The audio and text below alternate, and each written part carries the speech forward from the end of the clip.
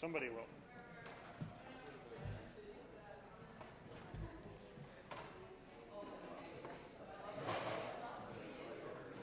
Yeah, actually, I'll take it if you can fish it out.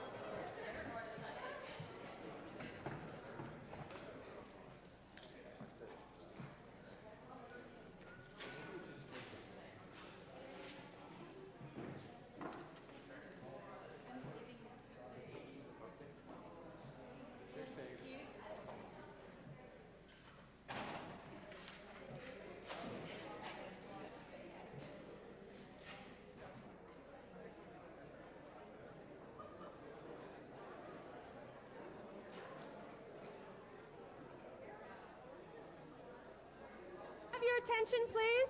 Ladies and gentlemen, may I have your attention, please? Thank you.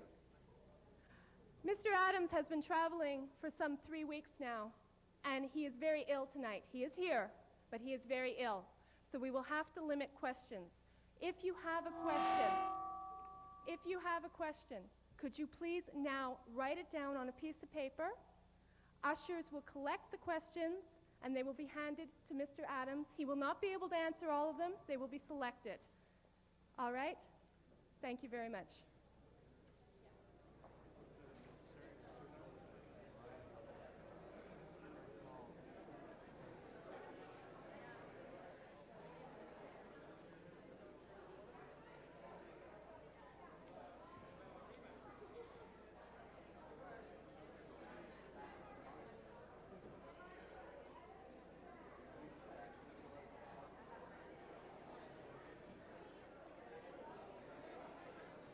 For questions, and that'll be it. Are there any more questions? Natalie, Colleen, can you go around one more time? One more time. One more time for questions. If there's any questions, raise your hands, please. They'll come by and collect them.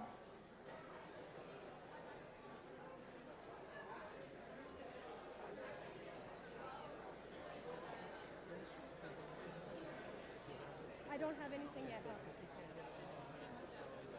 Okay, nothing's been done yet. Okay, all right.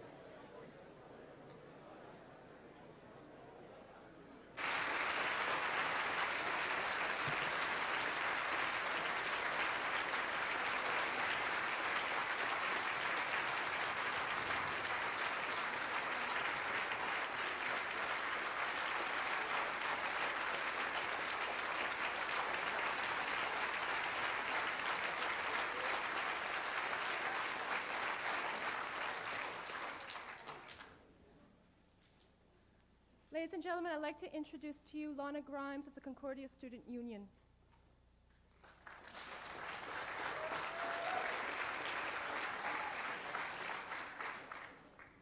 I think that everyone's waited long enough, so I will certainly not keep, I'll certainly keep my speech very short. First off, I would like to apologize that we are in such shabby quarters, but that is because we've been upstaged by Homecoming. In D.B. Clark, there is Anne of Green Gables, and I understand in H110, a room that fits 500 people, there's some corporate sponsorship going on. So my apologies that you're here, but thank you for being here. I was introduced as Lana Grimes. I'm a member of the executive of the Concordia Student Union. For students who have been here for some years, you'll remember us as the Concordia University Students Association. For first-year students, a brief history lesson. Late last winter, there was a referendum whereby students voted to change the name of CUSA to the Student Union. This student union represents 25,000 undergraduate students at Concordia. However, we don't close our doors at that point. Our doors are open to all undergraduate students and, in fact, any student in need. The event tonight is the first in what I hope is an exciting and provocative debate and lecture series. Our calendar of events for the rest of the year will include, my fingers are crossed, Lloyd Axworthy, who can come and tell us about his plan for divestment from education. We'd like to bring the leaders of the municipal parties to tell us how they're going to change Montreal. And then we'd like to have, near the end of the year, a panel discussion on human rights abuses. 1995's theme, of course, is separation, sovereignty, and nationalism. We have a whole lot of speakers we'd like to bring to speak on those issues. The grand finale, and my fingers are doubly crossed, is that we bring Noam Chomsky at the end of next year. Don't hold me to it, but I would like to bring Mr. Chomsky here to help us dissect the front pages of the newspapers that we've been reading as we watch the world of the news unfold, to help us understand the realities of Haiti, the ex-Yugoslavia, and all points in between. This evening's event is a great privilege for us as Concordia students to be permitted the occasion to hear firsthand and to ask our questions firsthand of an event that's unfolding as we speak. It would be unfair for the student union, and actually a contradiction of our mandate, had we not contacted the British consulate to join us this evening. We did contact the British consulate to join us. We invited them to join in a full-fledged debate on the issue of the peace process in Ireland. Unfortunately, the British consulate in Montreal is a small group of representatives. The Consular General, Mr. Rawlinson, is in Quebec City from today until the 16th and cannot be with us. We hope to bring him at a later date, of course. Rather than take any more time, I'd like to introduce Julie Ross, who is a member of the Irish Students Association. Julie and a few other students for about a year now have worked very hard to revive the group. The Irish Students Association is among about 100 to 150 groups which we count among our member associations at the Student Union. We're very, very proud of the work that they have done and are very, very pleased to be a part of bringing this event to you. Again, thank you to the students who are here to help us start off what I hope will be a very long and lasting tradition of debate and lectures at Concordia, bringing us back to what I hope was once a situation at Concordia where our doors were open to discussions of all issues, on all issues, open and freely. So without further ado, Ms. Ross.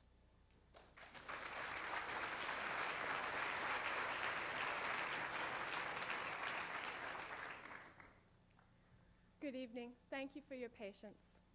On behalf of the Concordia Irish Society, I'd like to welcome you here tonight and thank you for your presence. This is a special moment for the Concordia Irish Society. We are grateful to the Concordia Student Union and would like to give them our endless thanks in helping us make this open forum with Mr. Gerry Adams possible. We would like to especially thank Ms. Lana Grimes, Vice President Administrator to the Concordia Student Union. Through her endless efforts and encouragement and enthusiasm, this evening was made possible. We would also like to thank the Peace Coalition and the Quebec-Ireland Committee for their very important roles.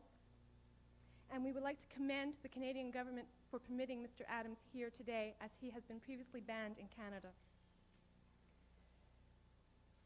This is a strong indication that international governments are beginning to realize the importance and significance of the efforts which are being made in the peace process in Ireland.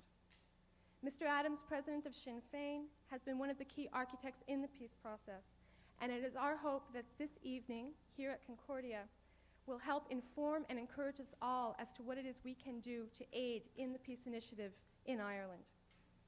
The ceasefire declared by the Irish Republican Army on August 31st of this year, and the ceasefire declared by the loyalist paramilitary groups yesterday, is a strong indication of the desire for peace, to find a peaceful solution to the 25-year-old conflict in the 6 counties of Ireland. Now that Mr. Adams has been permitted into Canada, which was once a British colony itself, it is hoped that his tour here will send a strong message to Prime Minister John Major of Britain, that it is time to talk, to open up all party talks without preconditions.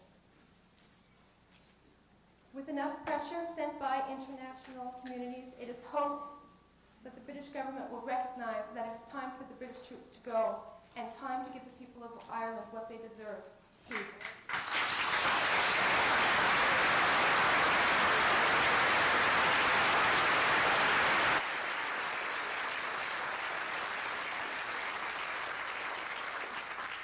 Ladies ladies and gentlemen, without further ado, would you please welcome him on his first time in Montreal, Mr. Gerry Adams, President of Sinn Féin.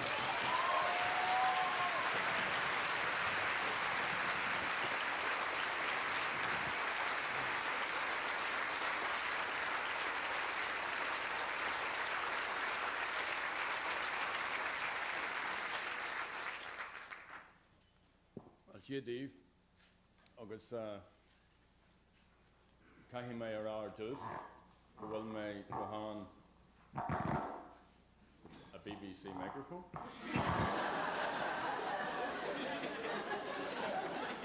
Tá mé ar dús go bhfuil mé go háin sásta a bheith libse agus tá mé buíoch díobse go haine an fáilte láthúil sin.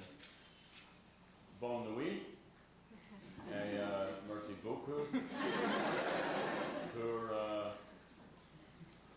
votre hospitality.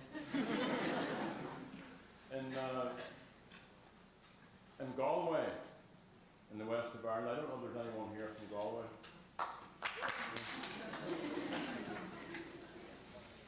Is there anyone here from Ireland? Well, in Galway, in the west of Ireland, there's a supermarket, and above the cash register there's a notice, and it says Irish, Spanish, German, French spoken here, English understood.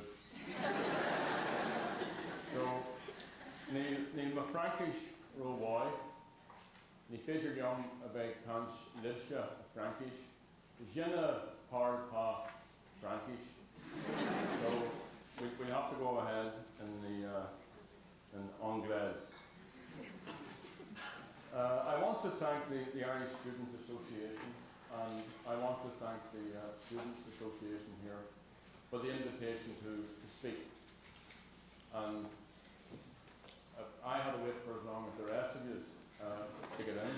In fact, I think actually I may have waited about 5 years to get here.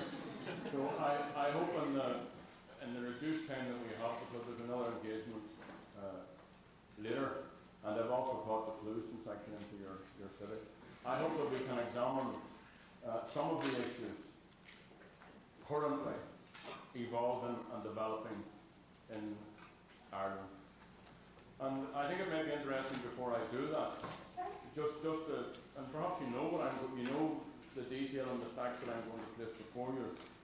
But although there's long been a relationship between Canada and Britain, there has also been a long relationship between Canada and Ireland. And the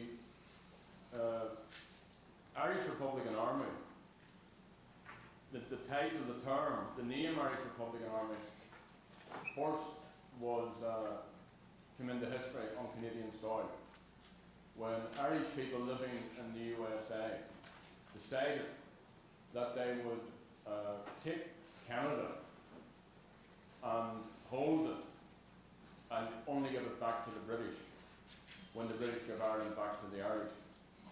And they actually crossed the border around Buffalo, they crossed the river, and they carried a flag called the Irish Republican Army. That may be no interest to you whatsoever, but I just thought I would offer it up. When we came to Canada a few days ago, when we landed at Vancouver, there were some native women at the back of the airplane, and they recognised me and the rest of the party and sang for us as we landed on Canadian soil, sang a song of welcome, which I was very humbled with, because for all the faults that Ireland has, and for all that we may have done, Irish people in other people's countries, we never went in the name of Ireland to colonise anywhere. We never went to occupy anyone else's country. And indeed what this peace process is about is bringing to all the people of Ireland a lasting and permanent peace. The roots of the conflict, which is a historic and long-seated one, lies in the British involvement in the affairs of the Irish people. And the involvement of the British government has created division and conflict and deprivation and discrimination. The conflict is not a religious one. It is not a war or a battle between Protestants and Catholics. Indeed, Irish republicanism was formed by Irish Protestants coming together with Irish Catholics and dissenters, and influenced by the French Revolution and by the American Revolution, in which many Irish people played a part. They created a secular philosophy, a philosophy which believed in breaking the connection with Britain and replacing it with a connection based upon the mutual rights of the British and the Irish people. The division at the moment among our people is one of political allegiance. There are those who believe and who give an allegiance to the Union, and the rest of us, the vast majority of people on the island, give our allegiance to the notion or to the ideal or to the idea of the Irish nation, of the Irish people, of Ireland. And therein lies the internal, if you like, situation. The British involvement has never been benign. It is long since gone past the time, and I'm an Irish Republican, that the British disengaged from our affairs. I have every confidence that the Unionists and ourselves, that the Protestants and the Catholics and the dissenters can make peace, can find accommodation, can agree on how we should govern ourselves. We can never do that while the British are involved in our affairs. We can never do that while the British give a special veto or a special privilege to any section of our people. So the British responsibility is to encourage, to facilitate, to persuade, to be part of a process to bring the people of Ireland together. The essence of what I have said, both in Ireland and here, is that an Ireland without the Unionists isn't worth struggling for. That I don't want to be part of any struggle, or indeed to be part of a society which is created, which would visit upon the Unionists or upon the Protestants what has been visited by the Unionists upon the Catholics. I think it's important that we remind ourselves that the Irish people have no kink in our mentality. We have been often stereotyped, and that isn't a uniquely Irish experience. Most people who have been colonised suffer stereotypes. Women, for example, are perhaps the greatest victims of or until recently perhaps, the greatest victims of that. But wherever you go throughout the world, you will see racist or other caricatures painted. So, the British, or the English as it was then, said that they came to Ireland to civilise the barbarians. Until they came, the barbarians were living very civilly together. Since they have come, there has been the divisions and the conflict which the last 25 years have been a very sad record. I think if we want to just paint up how the last 25 years started, Ireland was partitioned by the British. The northeast of the country, and the entire country, it's an island, the entire country is about the size of the state of Maine in the USA. I can't think of a Canadian equivalent. The occupied area is about the size of Rhode Island. The population of the entire country is 5 million. The occupied area in the northeast has a population of about 1.5 million. The British established that statelet under a state of emergency. It has existed under a state of emergency for the last 75 years. John Foster, a Prime Minister of South Africa, said he would set aside all the apartheid laws for one clause of the laws which govern the 6 counties. He would set all the apartheid laws to one side. Internment without trial has been used in every decade since 1920, right through onto the last decade. Principles which you would consider perhaps as normal everyday rights. You might even think about them. The right to freedom of assembly, the right to freedom of speech, the right to silence under interrogation, the right to jury trials, the right to freedom of movement, are all denied people back in the occupied part in the northeast of Ireland.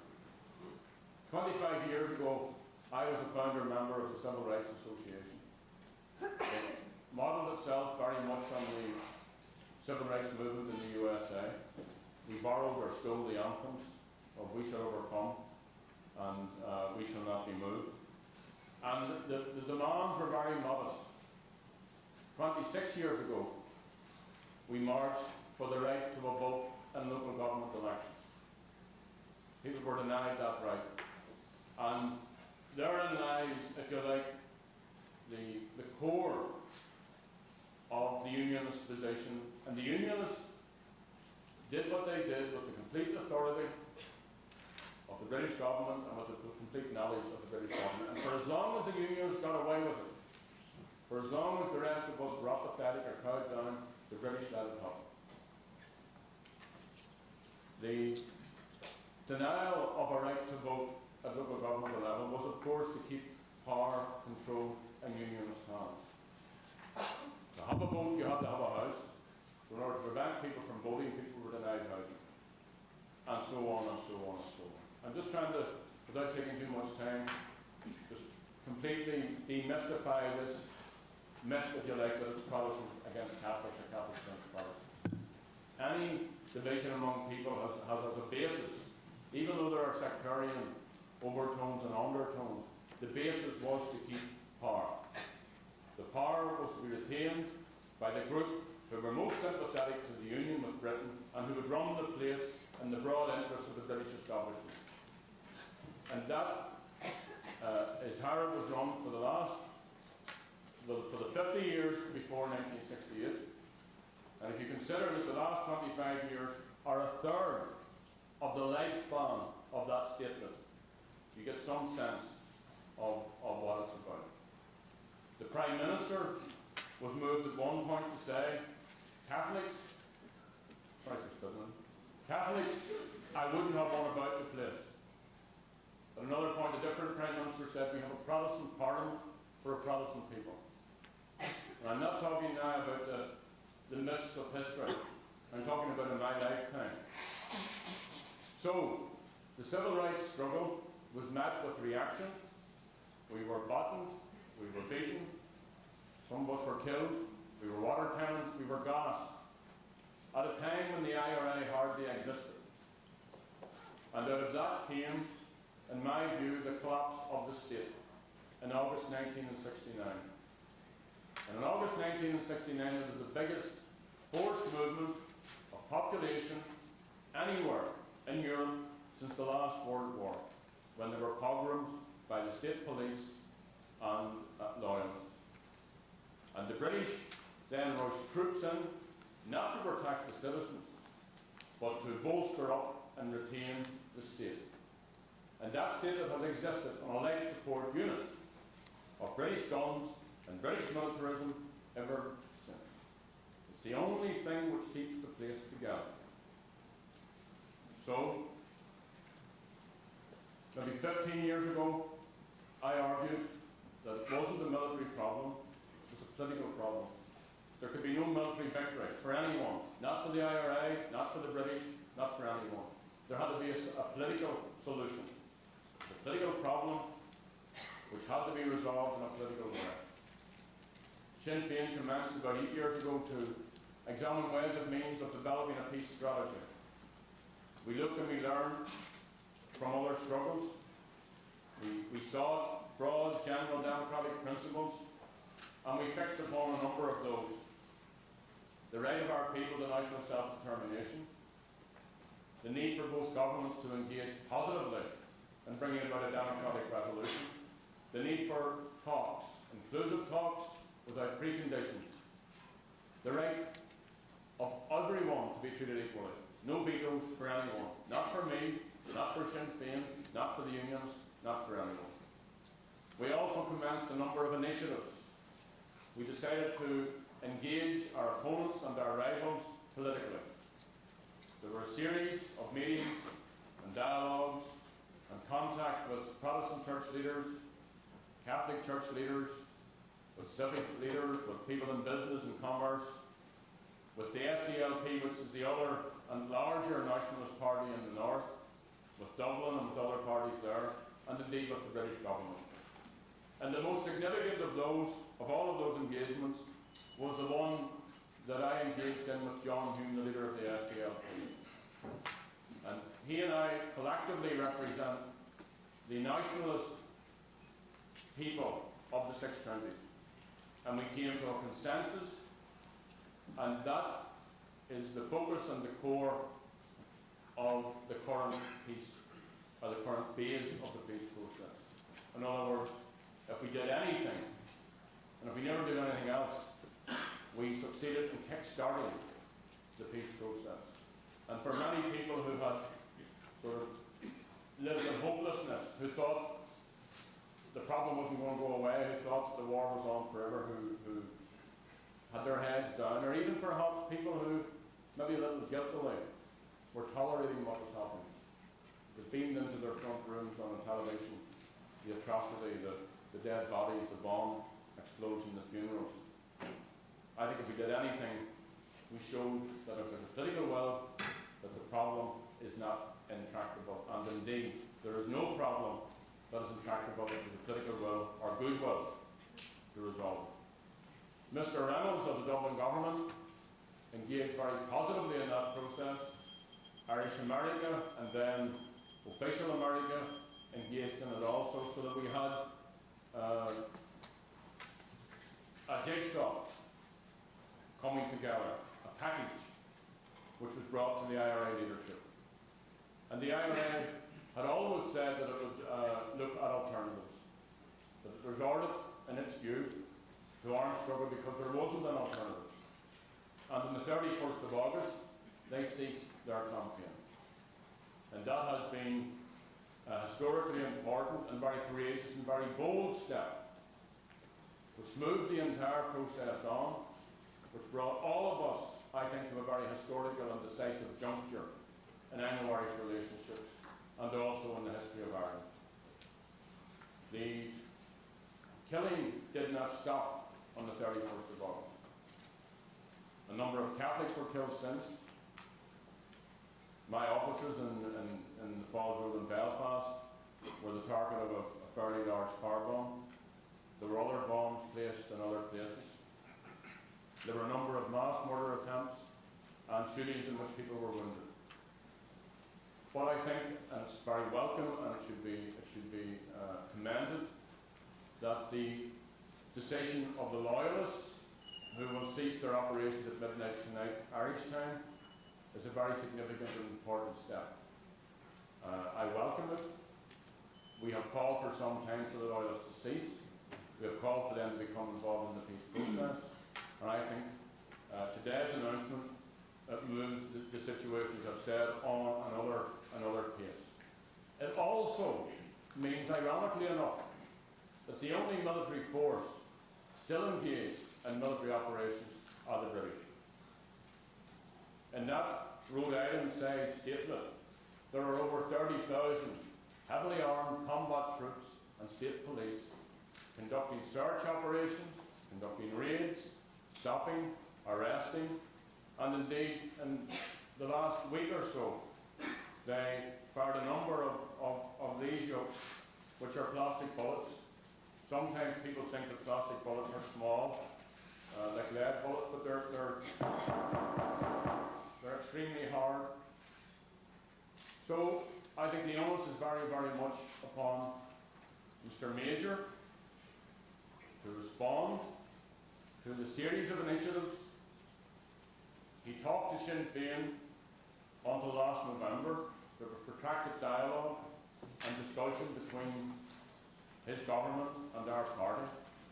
I have talked to British ministers on a number of occasions in the past when Sinn Féin had no mandate. I was actually flown from Long-Cash internment camp to London by the British to engage in talks almost 20 years ago. In fact, over 20 years ago. So here we have a situation where the British did the right thing last year, and they're now doing the wrong thing. And the central core of the message of this tour has been peace talks should start now. If it can work in South Africa, why not in Ireland? If it can work in the Middle East, why not in Ireland? And that's the core of our message. We think there are three main areas which need to be tackled, which need to be part of any dialogue. First of all, and the most difficult one, is to find and to agree the constitutional future of the people of Ireland. I, as an Irish Republican, want to see the Irish people living together in freedom, free of British involvement, free of partition and violence and all the divisions. That, I believe, will have to be the product of perhaps quite difficult and risky negotiations. But I do believe that the Unionists, as much as anyone else, have a dividend in peace. I also believe that the vast majority of people in Britain want to see the peace process working. I don't believe the average British or English person has any interest in being in my country or of their troops being there. So that is one core issue which needs to be resolved by agreement and by developing a new and agreed Ireland. The other issues don't need to wait. The need to demilitarise can happen any time. The need to restore democratic rights can happen any time. Catholics in the north of Ireland are still over 2 times more likely to be unemployed on the basis of their religion. In my home area of West Belfast, unemployment in some areas is as high as 84%, as 86%, and it's generational. It's grandparents, parents, and great-grandparents, all victims of religious discrimination. The need to have a status for the Irish language, which has no legal status. If I go from here and give the French version of my name in Ireland, it's perfectly legal. If I give the Irish version of my name, it's illegal. If I use, which I do all the time, an Irish name postal code, that is also illegal. Children educated through the medium of the language do so courtesy of the goodwill of their parents, who collect, who run ballots, who engage in fundraising, because the state does not permit or does not allocate funding for Irish medium schooling. So those issues of democratic rights need also to be restored. So there's the 3 core issues. The big one, which is a matter for the Irish people to work out. The others, which should be just a matter of a stroke of John Major's pen. The current situation has been described by the Irish poet Seamus Heaney as being a space in which hope can grow. And I think that we have a responsibility, we who have created the space, we have a responsibility to deepen it, to widen it, and to nourish the hope. I think that we have a responsibility to ensure that regardless of the risks and of the difficulties, that we do create a society, a non-sexist, just society, which is capable of reflecting the diversity of all of the Irish people. And I'm very mindful of what Bobby Sands, the man who died in hunger strike with 9 others, wrote when he said, "Our victory will be the liberation of all, and our revenge will be the laughter of our children." And I think that needs to be central to what we do, that our revenge, and many Irish children have died, victims of all the different factions. 13 have died killed by these fellows here, 13 school children. So I think that our wish and our need and the urgent task is to ensure that Irish children can laugh in a free and united and peaceful Ireland.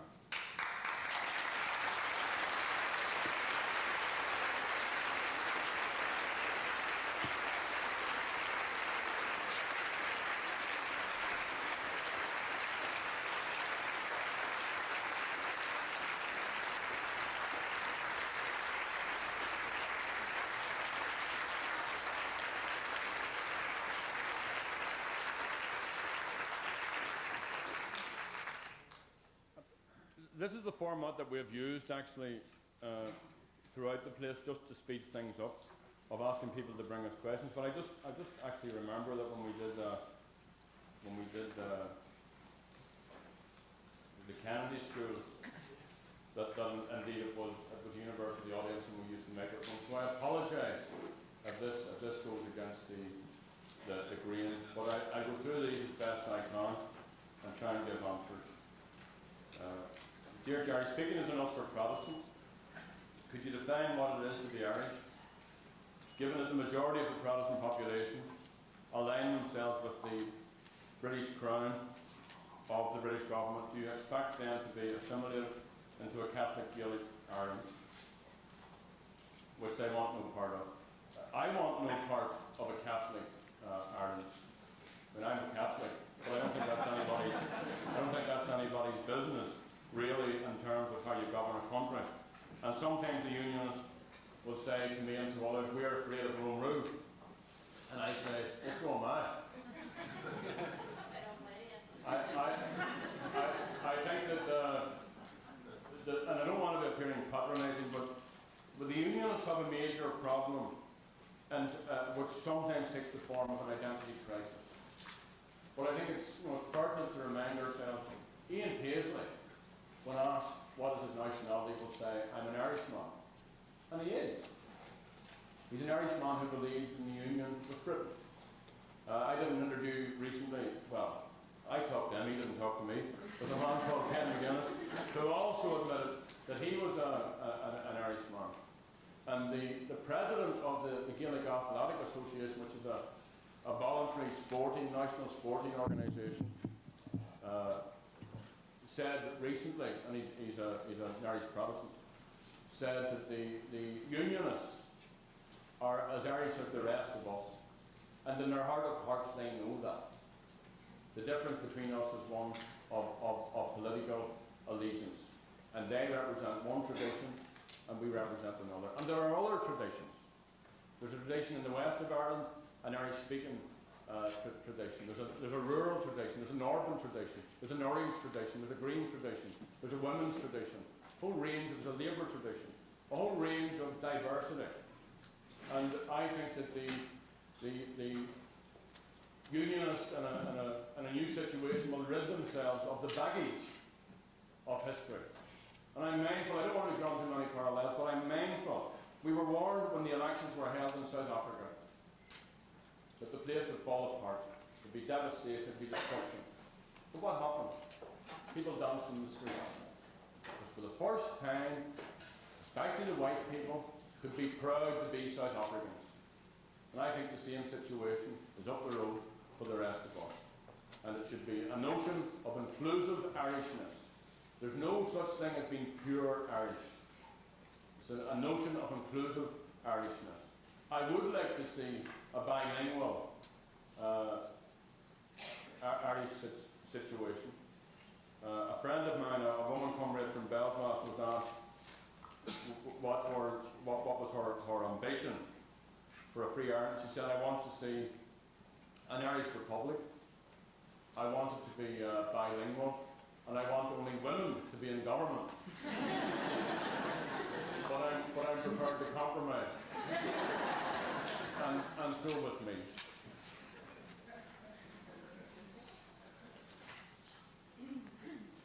What the Sinn Féin see is the role of imprisoned activists, both loyalist and Catholic, in the peace process. What happens to them? Example, an amnesty. First of all, can I continually caution against the shorthand of the word Catholic to describe Republicans, or the word Protestant to describe loyalists. I myself use it, but I use it to describe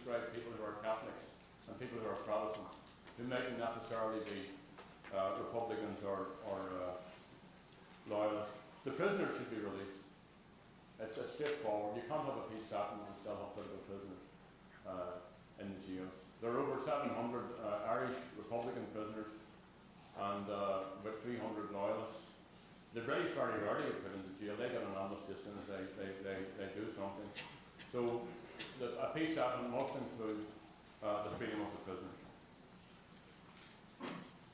Mr. Adams, I am a 19-year-old Irish student who is looking for an 18-year-old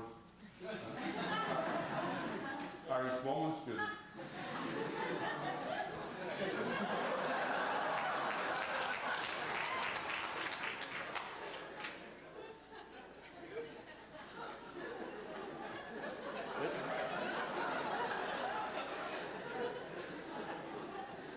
I actually made that up. But it's a good way to get to meet 18-year-old Irish women students. What is Sinn Féin doing is proposing in order to mend relations between factions of Northern Ireland? Well, I think we need to talk. I think it's very basic. The core, the heart of the whole thing must be to talk. And there needs to be a healing process. There needs to be an ability to forgive. On a number of occasions I have acknowledged clearly the hurt which Republicans have inflicted. And I say that as someone who has been a victim of terrorism on a number of occasions, whose home has been bombed, and who has had the sad duty of burying 13 members in the last 18 months of our party. 13 women, members as well as men, including elected councillors. And we've had the very 7 people who just happened to be family members of Sinn Féin activists. So I say what I've said in all humility, that we need to have a healing process, and we need to have a process of national reconciliation. You won't answer this? Right? Okay, well then I won't ask the question. Do you feel the British citizens in Northern Ireland have a right to be there? Also, do you feel the Irish Protestants have a right to remain in Northern Ireland? On both counts, yes, I've already made that clear. And I also think that we need to be flexible.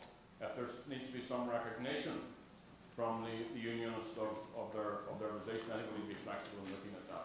What we want to do is to build a new and agreed Ireland.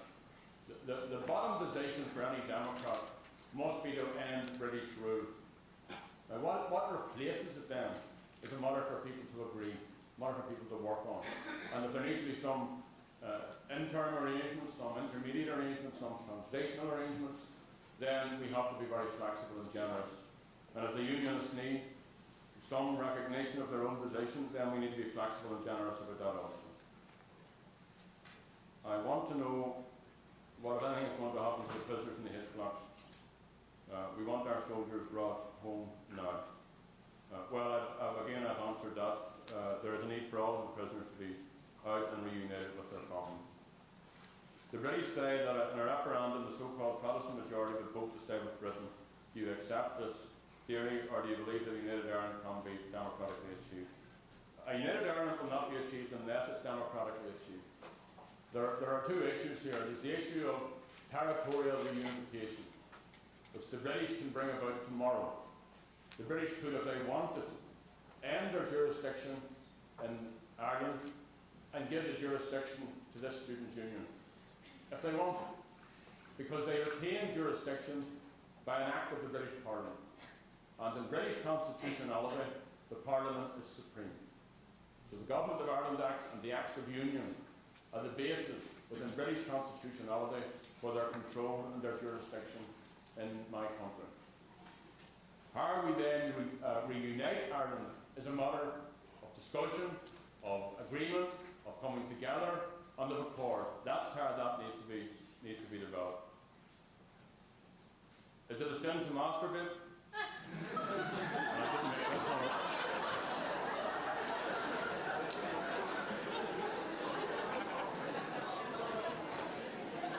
I mean, am I a bad person? Well, would it stop you?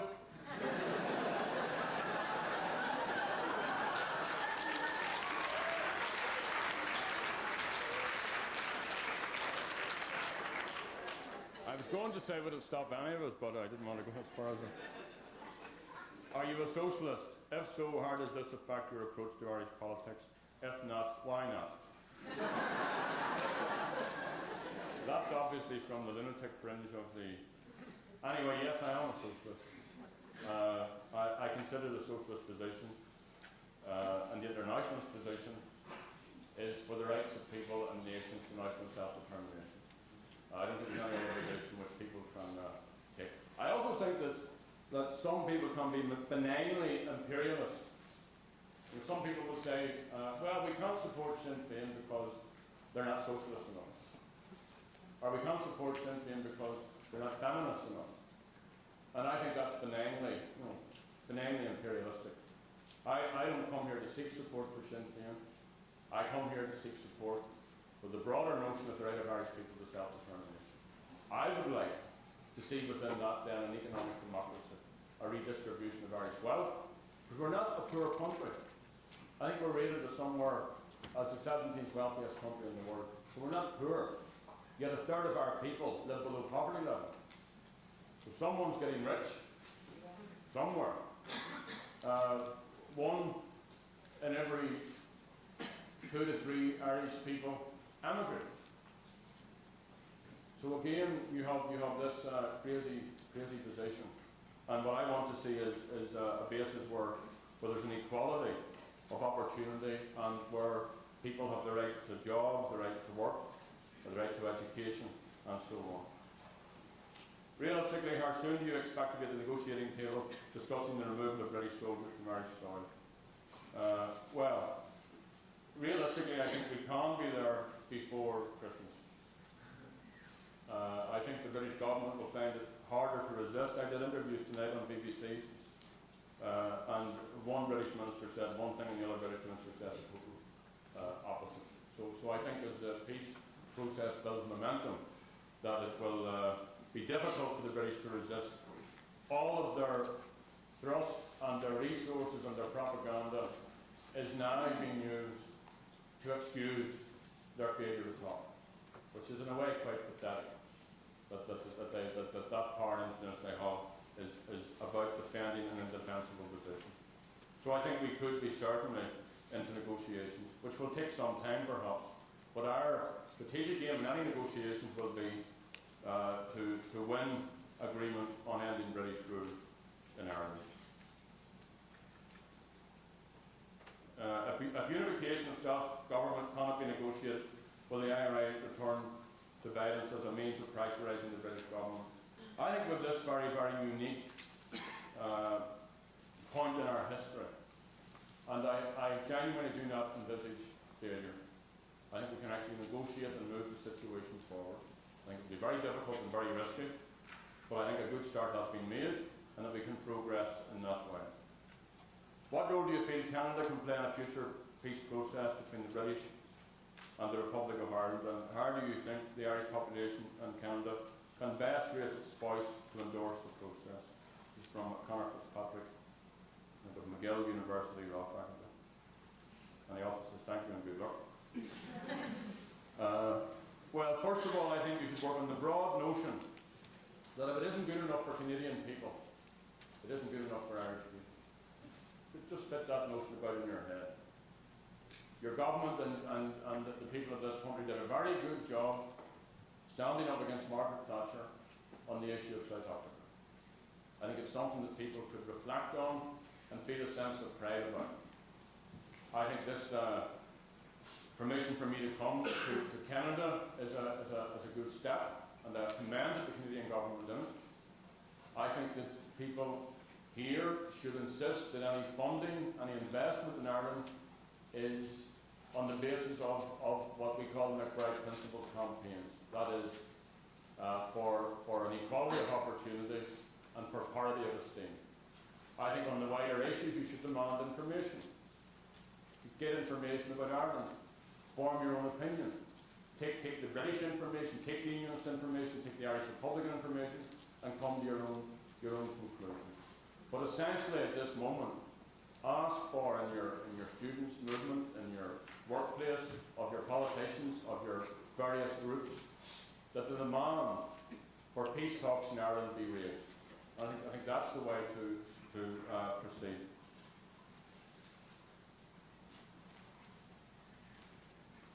Do you think the people of the Republic are willing and are able to sustain the economic burden of the North upon reunification? It may be a matter of whether the people of the North are willing or able, but all of the very conservative banking institutions, the commerce people, the business associations, all of them tell us, and it's logical, that Ireland as a single economic unit makes sense. That Ireland as an island economy makes sense. That Ireland as a region, one region, economically makes sense. And sometimes people get, to say, well, people get the dole, they get social security. And I say, well, we don't want to nationalise that. No, that isn't what it's about. We're not looking for a 32-county dole queue, or a 32-county freebie. We're looking for an economy which can actually sustain people. And as I've said, all of the august bodies of banking and commerce say that Ireland as one unit makes economic sense. What effect did the proposal resulting from talks between yourself and John Hume have on the current peace process? I think it kick-started it. There was that freezing up of the political landscape, and I think that we succeeded. And we haven't succeeded in getting peace yet, but we certainly succeeded in fracturing the ice and allowing the situation to advance. What role did the secret negotiations between Sinn Féin and the British government play in the current peace process? I think they played a very significant and important role, and we actually have published most of what went on since then. But I think it was very important, and as I have said before, the British government did the right thing in talking to us before. And I would say the same thing, by the way, if they were excluding the DUP or the OUP or Féin or any other party. It needs to be inclusive, it needs to involve all of the political parties. What sort of response are Sinn Féin and the IRA expecting from the British government, short term? What will Sinn Féin or you be capable of ensuring the continued cessation of violence? If that response is not forthcoming, does Sinn Féin envisage any electoral agreements or ties with the SDLP in the future? And will they still espouse the socialist agenda if involved in power sharing arrangements? The answer to the first one is the British government, and I think it was dealt with this, should start talking. I don't think the peace process is under any threat from any element in the broad Republican family. And Sinn Féin and the SDLP have not yet discussed electoral arrangements, but it is one of the issues I'm sure people back home would want to be discussed. And we did discuss it with them at another time. There's also an advertisement here for David Suzuki for October the 16th, 1994. And you're all welcome.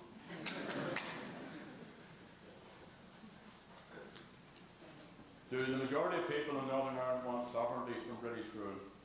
The majority of people in Northern Ireland want to retain the link with Britain. When you break it up a bit, however, it becomes slightly more difficult. The state was founded around that majority. It was built around that majority. People in Tyrone, for example, which is one of the 6 counties, I don't know if anyone from Tyrone about here tonight, but people from Tyrone, the majority of people there always wanted free of British rule and still do. The majority of people in County Fermanagh, which is another one of the 6 counties, have the same position. The majority of people in North Gerry and in Derry City, in South Down, in South Armagh, and in places like West Belfast, North Armagh, have the same position. So it's more complex. It's a gerrymandered state built around a majority. And what we need to do is for the British government to simply level the playing pitch and move the whole situation forward so that all of the people can find accommodation in terms of negotiation. What does the ceasefire of loyalist groups indicate to you? Will you meet with these groups to discuss how to bring the British government into negotiations? From Paul Hansel. Yes, our policy of talking is with everyone and without preconditions. And we have talked to the loyalists in the past. We have never stopped talking to the unionists, mostly grassroots, civic, religious, minor politicians. The parties have basically refused to talk to us. They also refuse to talk to the Dublin government. They also refuse to talk to the SDLP. Sometimes they find it difficult to talk to each other, and one of them won't talk with the British.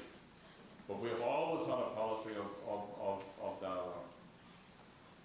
Is Sinn Féin willing to accept a settlement that would fall short of total reunification? I think we would continue to struggle democratically for total reunification, but the answer to that is quite simple and straightforward. The right of the Irish people to national self-determination is our primary objective. So whatever the Irish people decide, free of British interference is good enough for us. We have a view of how the Irish people should live, the type of society there should be, but we acknowledge that other people have different views. And it's a matter of accommodation and argument and trying to work it out. But the democratic position is one, obviously, where free of British interference, free of British involvement, the people of Ireland should decide. This is a letter from a woman who gave me a rap tape called Body Count, for which I thank her. This is Conor Cruiser Brand claims the agreement you've reached with John Hume is not permanent, but rather transitional. It's a tactical move in your strategy. What is your response? And if you care to comment on Mr. O'Brien's position? Thank you very much. Conor Cruiser Brand is a very anti-Republican individual, a former minister in the Dublin government, the man who brought in censorship, who prevented for almost 20 years the rights of Sinn Féin voters to have their views heard. So as you can guess, I have less of an opinion about Conor Cruiser Brand's intellectual capacity than Conor Cruiser Brand has. But however, the simple answer to this is that our bluff should be called. That's the simple answer. The second and more proper answer is that of course we want permanent peace. I mean, of course. I mean, who else? I mean, what else would you want? You know, do you think we'd have peace until 12 o'clock, we'll go back to conflict? Of course people want permanent peace, want a durable peace. And it's noteworthy that Conor Cruiser Brand mounted. I have become, if not immune, but at least accustomed to vilification and character assassination. John Hume doesn't have the same experience, but Conor Cruiser Brand mounted a campaign of vilification on John Hume through an Irish paper, which some of you may be familiar with, the Irish and Sunday Independent. And I just wouldn't pay an awful lot of attention to what he has to say. Given the high rate of unemployment in Ireland, do you consider there's a danger that British troops get withdrawn and its investment at the same time? Can you stop the emigration of young people? Is United Ireland really the answer? I think the emigration of young people from Ireland is an indictment of the system. We look many times at the division in Ireland, we look at the north, and that's the one that jumps out of it. But it's also an indictment of the system in the rest of Ireland. And that there are so many young people, and it's been my experience, this is the last public engagement on this tour. I think we've been through about 14 or 15 cities. And wherever I've gone, I've met Irish people. Wherever I've gone. And some places we've had 2,000 or 3,000 Irish people in the one hall. I've been greeted in Irish by people from Dingle. I don't know if any of you know Dingle, but Dingle is a very beautiful place. There are islands off the coast. The last people of the islands, of the Blasket Islands, are living in Springfield, Massachusetts. I agree, yeah. I mean, it's amazing just, you know, when you go and an old man actually said to me, because I was going to, I can't remember all the place, but say in Cleveland, there are a lot of people from West Mayo. And in Philadelphia, there are a lot of people from Tyrone. And you know, there are places which are the concentration. And this old guy said to me, did you ever see birds flying? And then one of them comes down, and then all the rest join them. well, that's the sadness of the situation. I also I went to Ellis Island, through which I think about 10 or 11 million people came, and 1 million of them were Irish. Anybody who's been through an institution could not but feel a sense of pilgrimage going through Ellis Island. 1 million Irish people come through there. The first person processing was an Irish woman. And as they all come through this big hall, there were like cattle cages, so that they had to weave their way. And they were watched by observers who were hidden. And anyone that showed any physical ailment or deformity or twitch or behaved strangely was sent back. So that wives were separated from husbands, brothers from sisters.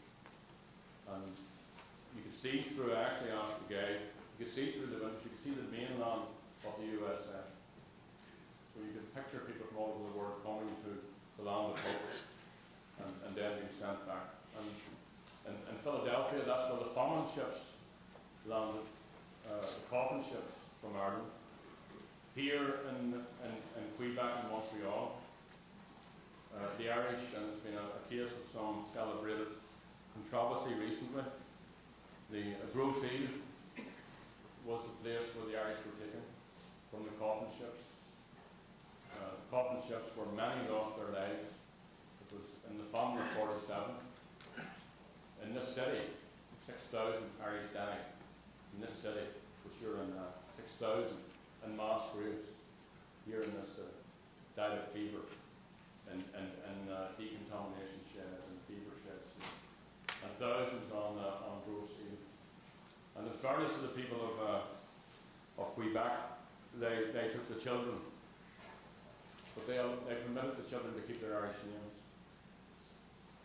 And I think that's why you have Ryans and O'Neills and O'Donnells in the French-speaking as well as in the English-speaking quarters. So I think all of that sadness of emigration, of course it has to end. Of course it has to stop. And people in the recent time, some people from the north of Ireland have come because of repression or to escape the situation there. But most people are here because of the economic situation. And I think we need to see them back home. Some of the best people are leaving the place, we need them back home. And we need them to be part of transforming our society. So I think that may be perhaps a note to end on. There are other questions, but I think we've covered most of them. I want to say a few words, if I can, about a friend of mine, a woman called Maria Farrell, who was an IRI volunteer, who was killed by the British at Gibraltar. And I don't want to be picking anyone out. She was a student. She came from a fairly well-to-do background. Her people were shopkeepers in Belfast, middle class. And she spent a very long time in Armagh Women's Prison. She was there during the hunger strikes. She was in hunger strike herself.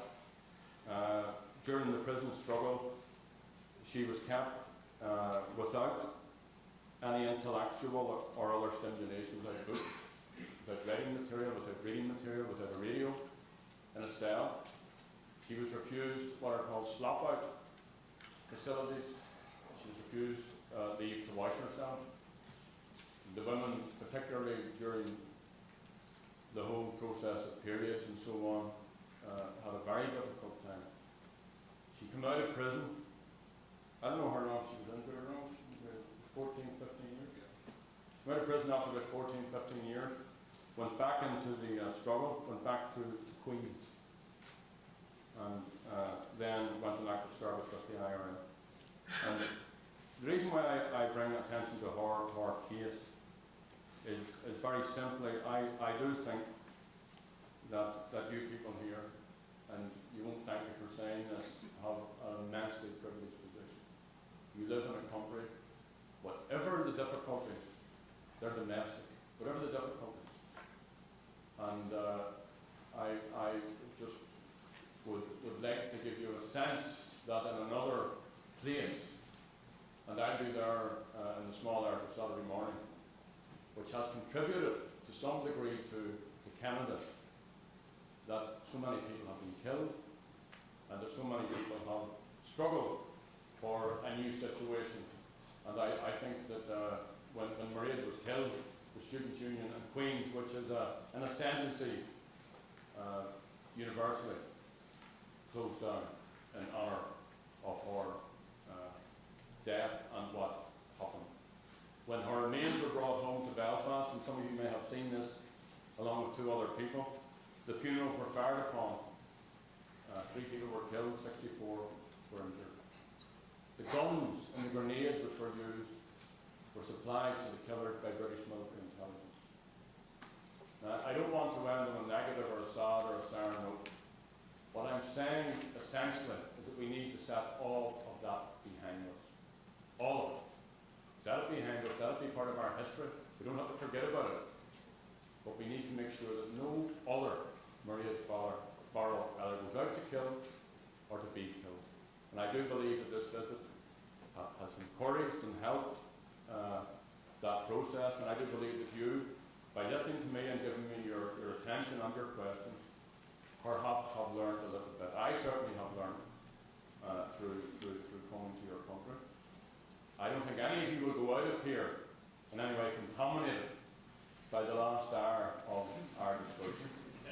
And I just think it would be useful if in the time ahead you watch the situation in Ireland, you demanded your rights as Canadian citizens to receive information, and in whatever small way that you can, that you would encourage and send positive signals, send good vibrations back to people in Ireland and back to people in the London government, so that we can have the type of situation here, for all its faults and there may be many flaws in your society, back home in my country. Okay, we're meeting over. Merci beaucoup.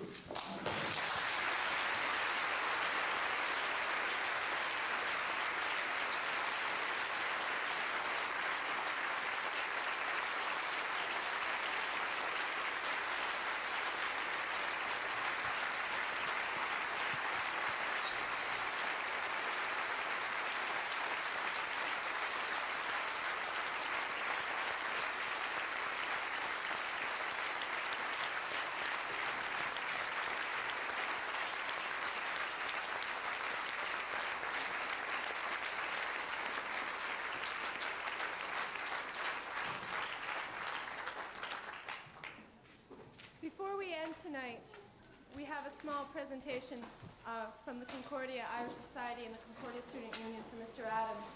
But before we do that, and before you all run off, I would just like to thank you on behalf of the Concordia Irish Society for being here. We have struggled over 1 year to try to get a little bit of attention, and boy, tonight we'll be able to get a lot. And it's positive attention. We're not asking for people to take a side, and we're not asking for people to change their principles.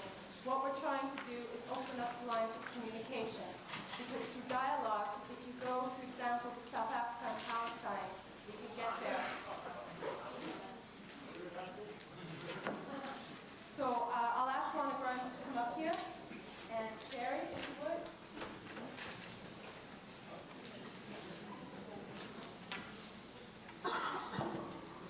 Just 2 small plaques, a photograph of Montreal, and one is of Sacha Cartier.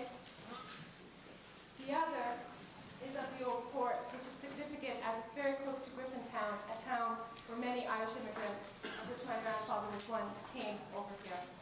So that's to you.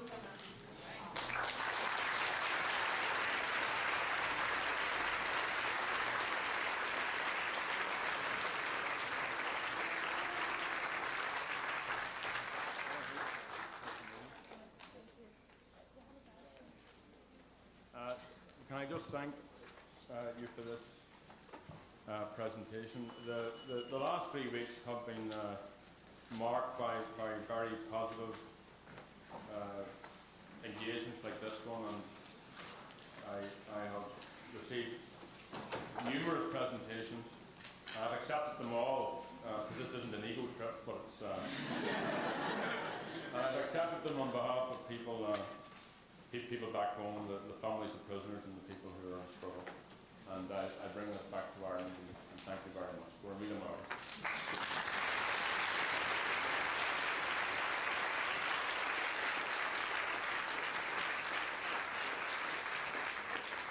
I'd like to call Gus O'Gorman up here to have a few words, please. Mr. O'Gorman.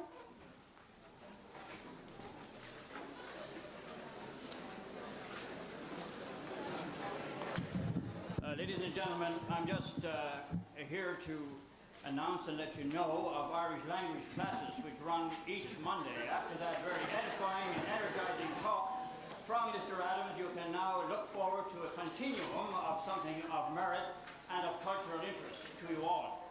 These classes are held each week at St. Augustine's Church in NDG, and there is a family weekend of immersion Irish language going to be held in November. I have registration forms here.